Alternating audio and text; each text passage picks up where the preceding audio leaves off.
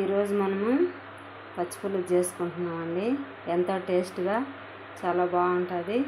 పచ్చిపులుసుకు కావాల్సిన పదార్థాలు: 1 tea spoon జీలకర్ర, 1 ఎల్లుల్లిగడ్డ, 1 పెద్ద నిమ్మకాయ సైజు చింతపండు, 1 పెద్ద ఆనియన్ కట్ చేసుకొని పెట్టుకోవాలండి పొడుగ్గా, 10 పచ్చిమిరపకాయలు, 4 రెమ్మల కరివేపాకు, కొంచెం కొత్తిమీర, ఇవన్నీ వేసుకొని మనం పచ్చిపులుసు చేసుకుంటున్నామండి. చాలా బాగుంటుంది. ఎండాకాలం కూడా బాగుంటుందండి.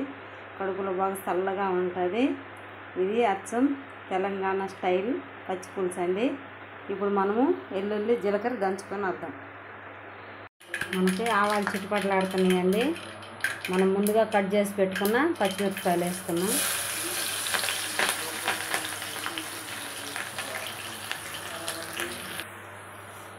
ఇవి కొంచెం వేగినాక కొంచెం వేపుకోవాలండి. పచ్చిమిరపకాయలు కొంచెం వేగాలి. మనకి పచ్చిమిరపకాయలు వేగినాయండి. జీలకర్ర ఎల్లిగడ్డ దంచుకున్నాం కదా, అది వేసుకుందాం.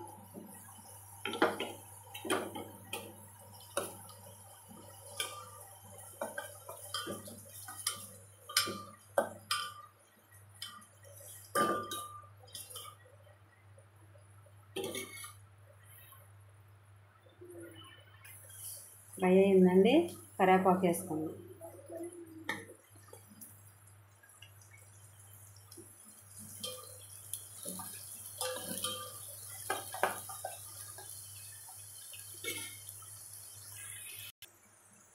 ఒక టీ స్పూన్ పసుపు వేసుకుందాం.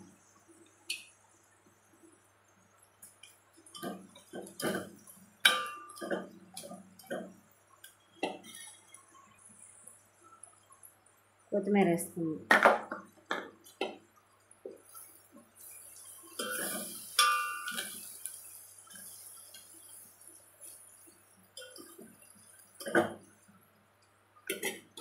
ఇప్పుడు మనము ముందుగా కలిపి పెట్టుకున్న చింతపండు పులుసు పోసుకున్నామండి.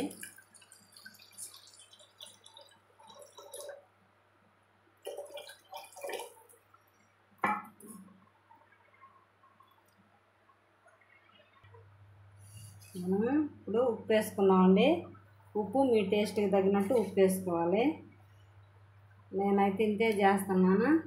మన ఇంట్లో నెంబర్లను బట్టి చేసుకుంటాం. మేము నలుగురమే కాబట్టి ఇంతే సరిపోతుంది. చాలా బాగుండిద్దండి. ముందుగా మనం 2 ఉల్లిగడ్డలు తీసుకొని కట్ చేసుకున్నాం కదా, ఇట్లా పొడుగు కట్ చేసుకోవాలి. ఇప్పుడు ఉల్లిగడ్డ వేసుకొని మన చేతితోటి కలుపుకోవాలండి బాగా. చాలా బాగుంటుంది. ఇంతేనండి పచ్చిపులుసు. ఇక మరగబెట్టిన అవసరం లేదు. నాకైతే ఉప్పు, కారం, పచ్చిమిరపకాయలు వేసాం కదా, కారం అన్నీ సరిపోయింది. చాలా బాగుందండి. మీరు కూడా ఈ విధంగా పచ్చిపులుసుని చేసుకొని టేస్ట్ చేయండి, ట్రై చేయండి. ఈ వీడియో కనుక మీకు నచ్చితే లైక్ చేయండి, షేర్ చేయండి, సబ్స్క్రైబ్ చేసుకోండి. Thank you for. ఈ పచ్చిపులుసులోకి అప్పడాలు కానీ లేకపోతే వడియాలు, మన ఇంట్లో చేసుకున్న వడియాలు కానీ ఏదైనా దీనికి కాంబినేషన్ పెట్టుకొని తినొచ్చండి. చాలా బాగుంటుంది. నేనైతే పచ్చిపులుసు గుడ్లు చిన్నులపాయలు వేసి, చిన్నులపాయ కారం వేసి ఫ్రై చేశానండి. ఈ 2 కాంబినేషన్